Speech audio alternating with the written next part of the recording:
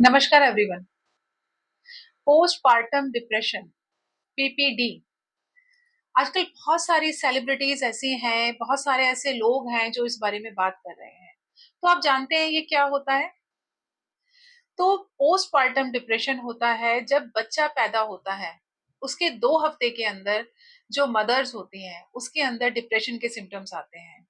जैसे कि भूख नहीं लगना, चिड़चिड़ापन, एंजाइटी इशू होने, आपको नींद बहुत कम आएगी या बहुत ज्यादा आएगी, बिना मतलब आप रोते रहते हैं, क्राइंग स्पेल्स इतने ज्यादा बढ़ जाते हैं कि आपको पता ही नहीं लगता आप क्यों रो रहे हैं। सैडनेस आ जाती है, दुखी रहते हैं, गिल्ट रहता है, एंजाइटी इश्यूज रहते हैं, जो भी डिप्रेशन के सिम्टम्स हैं, क्योंकि आप सब लोग जानते ही हैं उस बारे में। तो वो आ जाते हैं, जिसको हम बोलते हैं बेबी ब्लूज, जो कि बहुत नॉर्मल है। ये सिर्फ 2 हफ्ते तक रहते हैं जब बच्चा पैदा होता है। पर अगर ये 2 हफ्ते से ज्यादा है तो हम इसे पीपीडी बोलते हैं, पोस्टपार्टम डिप्रेशन, जिसमें कि आपको प्रोफेशनल्स की जरूरत पड़ती है। तो हम ये देखेंगे कि इसकी कॉजेज क्या होती हैं। समटाइम्स फैमिली हिस्ट्री होती है, आपकी फैमिली में किसी का डिप्रेशन हो सकता है, कोई फैमिली में आपकी कोई हिस्ट्री रही हो इस तरीके की। कुछ फाइनेंशियल क्राइसिस कई बार रहे होते हैं during the pregnancy, anxiety issues रहते हैं उस समय आपको। आपके मैरिटल एंड रिलेशनशिप कॉन्फ्लिक्ट्स बहुत ज्यादा रहते हैं, आप वर्किंग वुमेन हैं जिसमें आपके वर्क प्रेशर बहुत ज्यादा है, तो आप उस चीज को डील नहीं कर पाते हैं। कई बार सिंगल पेरेंट होते हैं तो भी ये दिक्कतें आ जाती हैं। और अगर मैं इसकी ट्रीटमेंट की बात करूं तो इसमें साइकोथेरेपी है, काउंसलिंग है, मेडिसिन है।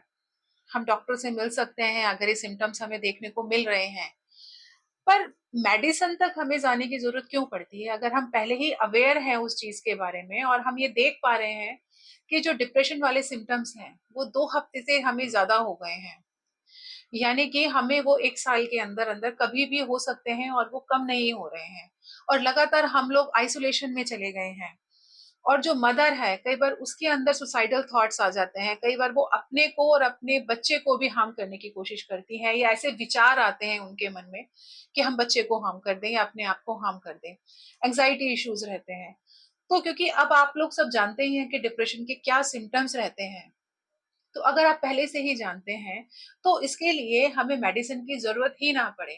अगर हम अपनी थोड़ा सा लाइफस्टाइल बदलते हैं तो बहुत चीजें हम कंट्रोल कर सकते हैं। लाइक अगर हमें लग रहा है कि हमारे अंदर ये चीजें आ रही हैं, तो हम सबसे पहले अपना खाना पीना, हेल्दी खाना खाना, छोटी छोटी एक्सरसाइज जो हम कर सकते हैं, हमें ऐसी कोई चीज करनी होती है जिससे हमें खुशी मिलती है, लाइक म्यूजिक सुनना। और इसके अलावा एक बहुत स्पेशल चीज होती है जिसको हम बोलते हैं टच थेरेपी। टच थेरेपी में जो छोटा बच्चा होता है, जब हम उसको टच करते हैं तो आपको वो जो फीलिंग है, वो जो इमोशन है, उसको अपने से कनेक्ट करना है। आप अपने रिश्तेदार, पड़ोसी, दोस्तों, उन सब की हेल्प ले सकते हैं, अपनी प्रॉब्लम बता सकते हैं कि ऐसा है, ताकि वो आपकी हेल्प कर सकें। और अगर आपको ऐसा लगता है कि ये जो सिम्टम्स हैं, ये जो प्रॉब्लम है सिर्फ मदर के साथ होती है, तो ऐसा नहीं है। ये समस्याएं फादर के साथ भी हो जाती है समटाइम्स।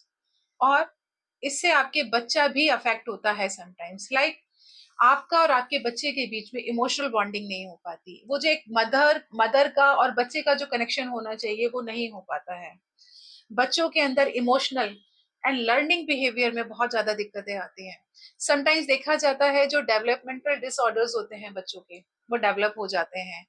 तो इन सब चीजों से बचने के लिए अगर आपको लगता है कि 2 हफ्ते से ज्यादा अगर मैं इन चीजों को महसूस कर पा रही हूँ और मुझे लग रहा है मेरे अंदर कुछ चीजें बदल गई हैं और मुझे सपोर्ट की जरूरत है, तो आप किसी प्रोफेशनल की हेल्प ले सकते हैं। And thank you so much.